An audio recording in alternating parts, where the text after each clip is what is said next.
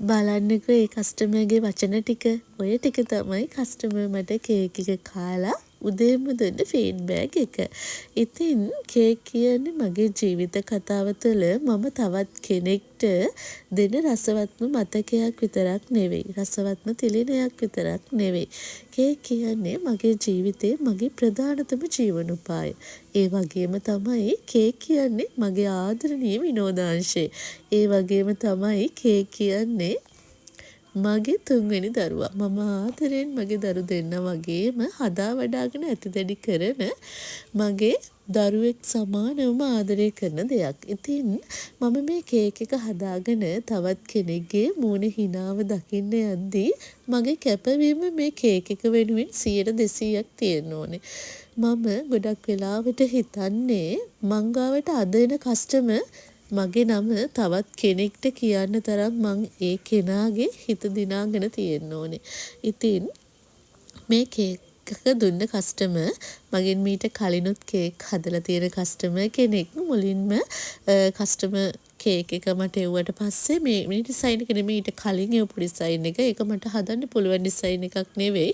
මොකද ඒක AI එකෙන් ගොඩක්ම එඩිට් කරපු ඩිසයින් එකක්. මගේ තියෙන විශේෂත්වය තමයි මම කොයිම වෙලාවකවත් මට හදන්න බැරි ඩිසයින් එකක් මම හදන්න පුළුවන් කියලා කිසිම වෙලාවක බාරගන්නේ නැහැ. මට ඒක හදන්න බැයි නම් ඒක හදන්න බැරි හේතුව මේකයි. මේ නිසා තමයි මේක කරන්න බැරි කියන දේ මම කස්ටමර්ට පැහැදිලිවම කියනවා. එතකොට දෙවෙනියට කස්ටමර් එව්ව කේක් එක තමයි මේක. මේක එතකොට ටිකක් ෂේප් එක වෙනස් කේක් එකක්.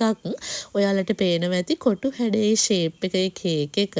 සාමාන්‍යයෙන් මම ඒක උඩ හරිය සාමාන්‍යයෙන් වක්‍රාකාරව සර්කල් එකක හැඩයට වගේ හිටින්න කේක් එක හදලා තියෙනවා. ඉතින් මුලින්ම මේ කේක් එක හදද්දී මම ගොඩාක් උත්සාහ කරා කස්ටමර් මට තියලා තියෙන පික්චර් එක ඒ විදිහටම කොපි පේස්ට් කරන්න. ඒක සමහර වෙලාවට ගොඩක් වෙලාවට මගෙන් කේක් ගන්න කස්ටමර්ස්ලා දන්නවා මම පින්තූරයක් දුන්නොත් ඒ පින්තූරේ ඒ විදිහටම ඒගොල්ලන්ට දෙනවා. ඉතින් මේකෙදිත් දාලා තිබ්බ කලර් එක එතකොට ඒකේ හිටියේ ප්‍රින්සස් ඒ වගේ ගොඩක්ම වෙලාවට මම උත්සාහ කරා කස්ටමර් මට දීලා තියෙන ඒ පින්තූරේ ඒ විදිහටම එයාට දෙන්න.